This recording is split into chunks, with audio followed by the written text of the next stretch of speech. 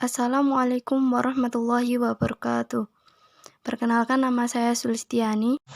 Dan saya Raffi Atta Danendra.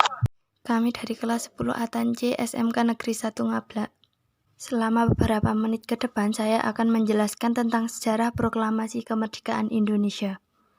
Proklamasi Kemerdekaan Indonesia yang dibacakan oleh Soekarno-Hatta pada 17 Agustus 1945 merupakan titik penting bagi perjalanan bangsa ini. Melalui proklamasi, Indonesia menyatakan dengan ini kemerdekaannya.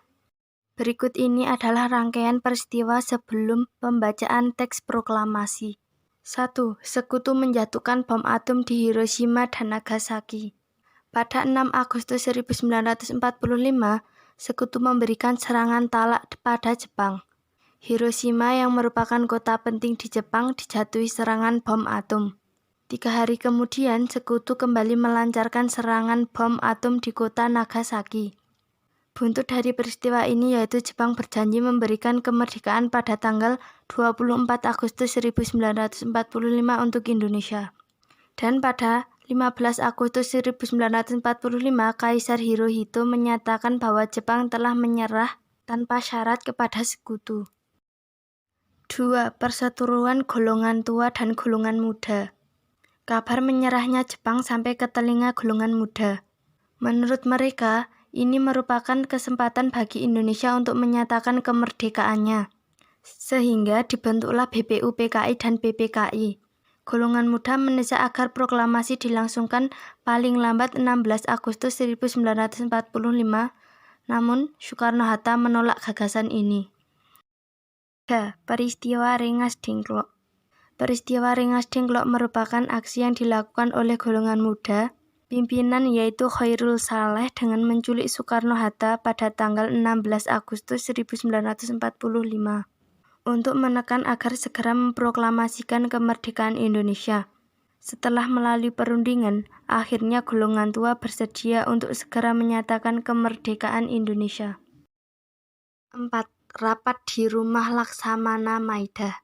Pada 16 Agustus 1945 malam hari, Soekarno-Hatta bersama dengan tokoh nasional lainnya berkumpul di Rumah Laksamana Maida untuk merundingkan persiapan proklamasi kemerdekaan. Perundingan yang berlangsung sejak malam hingga pagi itu kemudian menghasilkan naskah proklamasi kemerdekaan Indonesia yang ditulis tangan oleh Ir Soekarno dan kemudian disalin ulang dan diketik oleh Sayuti Melik. 5. Pembacaan proklamasi.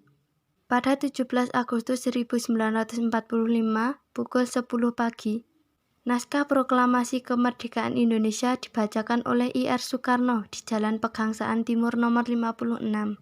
Kabar mengenai proklamasi ini kemudian segera disebarkan ke seluruh negeri. Oke, dapat kita simpulkan bahwa proklamasi kemerdekaan merupakan momentum politik karena bangsa Indonesia terbebas dari belenggu penjajahan dan menjadikan bangsa Indonesia sebagai bangsa yang merdeka, berdaulat, berdiri sama tinggi, duduk sama rendah dengan bangsa-bangsa di dunia. Maka dari itu, kita sebagai pelajar harus mempertahankan kemerdekaan dengan mematuhi tata tertib sekolah, disiplin mengikuti upacara, menjaga nama baik diri sendiri dan sekolah, giat belajar dan berlomba-lomba meraih prestasi. Dengan harapan teman-teman bisa memahami apa yang saya sampaikan. Saya juga ucapkan terima kasih kepada teman-teman yang sudah menyimak dan mendengarkan. Semoga kita selalu diberikan kesehatan oleh Allah Subhanahu wa Ta'ala. Wassalamualaikum warahmatullahi wabarakatuh.